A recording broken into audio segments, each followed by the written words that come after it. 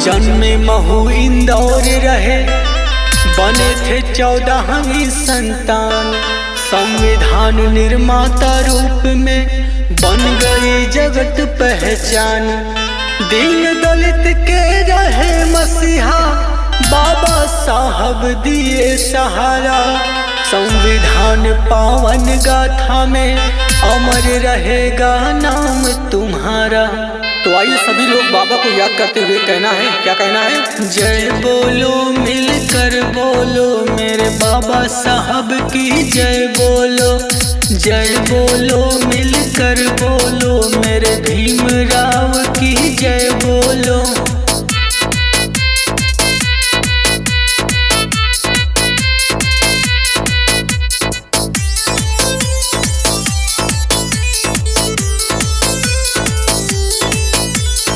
नौवे जागरण अग्रदूत बने जो अपराजय नायक।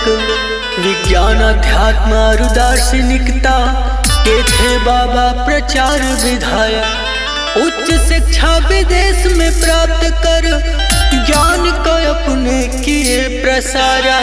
संविधान पावन गाथा में अमर रहेगा नाम तुम्हारा। तो आइए एक बार झूमते हुए कहना है, कैसे? जय बोलो हाँ जय बोलो, मेरे भीमराव की जय बोलो। जय बोलो मिलकर बोलो, संविधान रचयिता की जय बोलो।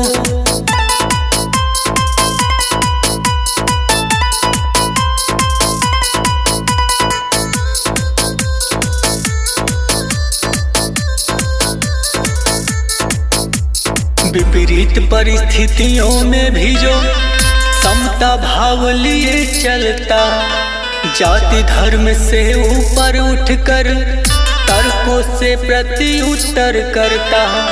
थोथी रही दलीलें फैली, तुमने दे दिया किनारा। संविधान पावन गाथा में अमर रहेगा नाम तुम्हारा। तो सभी माताएं बहनें कहेंगी, क्या कहेंगी? जय बोलो हाँ जय बोलो, बाबा साहब की जय बोलो। जय बोलो हाँ जय बोलो, मेरे भीमराव की जय बोलो।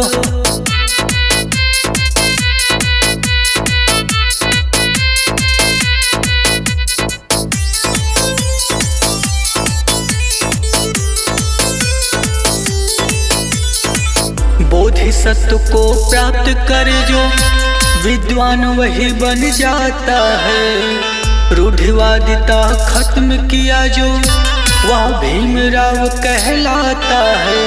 समानता का अधिकार दिए तुमको कृतज्ञ नमन हमारा। गीता पांडे लिखी कलम से मोहित कर गुणगान तुम्हारा। तो आइए बाबा साहब का आभार व्यक्त करते हुए कहते हैं, जय बोलो हाँ जय बोलो, बाबा भीमराव की जय बोलो। जय बोलो हाँ जय बोलो, मेरे भीमराव